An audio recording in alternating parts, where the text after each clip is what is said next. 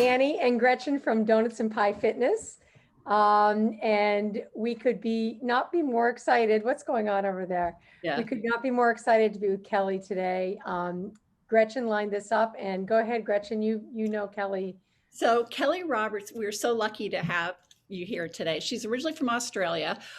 She's a California-based personal fitness and international fitness presenter. She's done a number of fitness videos, including a step legs and abs video with Cher, which is pretty Wow. amazing. And she's been inducted into the National Fitness Hall of Fame. I was fortunate enough to take a lot of classes with her when I lived in Pasadena. They were always full. They were always fun and energetic.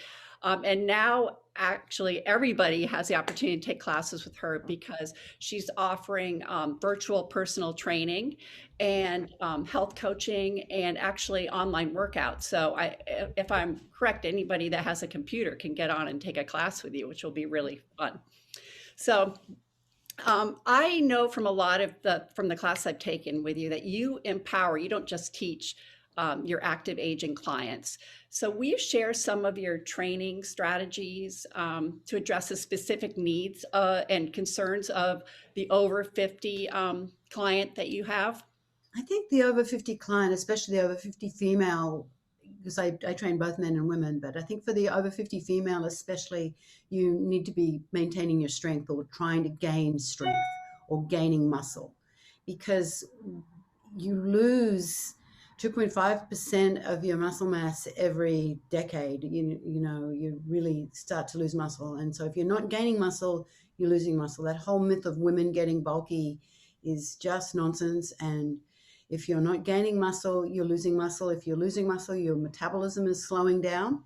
And that midriff fluffiness that you get post-menopause is not inevitable if you keep strong. If you keep your metabolism high, it is easier to look and feel young.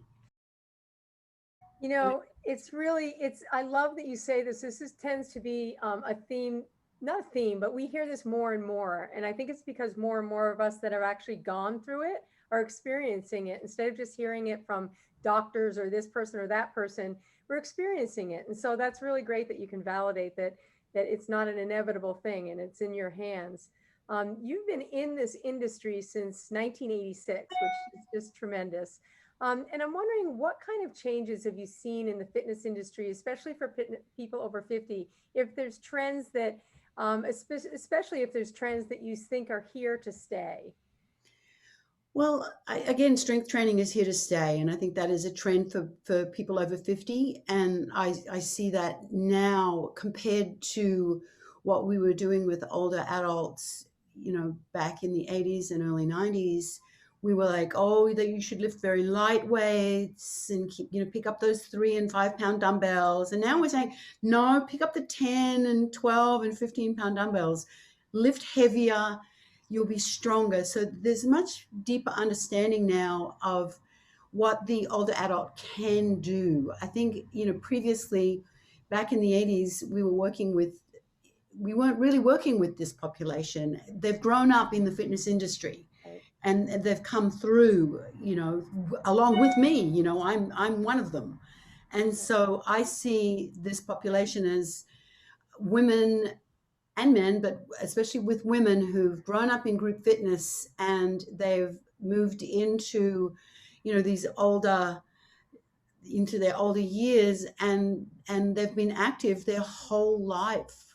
It's different. They've been active their whole life. And so they're less afraid of lifting up heavier weights and they're less afraid of getting hurt because they've been active all their life.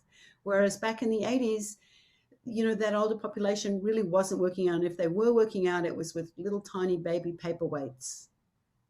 Yeah, it's funny you say that. I think of, I think both Gretchen and I have also been in the industry for a while, if not just as athletes. And that population that you're talking about when we were back in the 80s, they didn't have sports in school like we had sports. And so you're exactly right. We grew up in sports and they didn't. And so it's a much more comfortable, because we've grown up with everybody now. They're much more daring. It's really cool to see. I'm sure you see it all the time. You're much more able to be, working with people on a different level.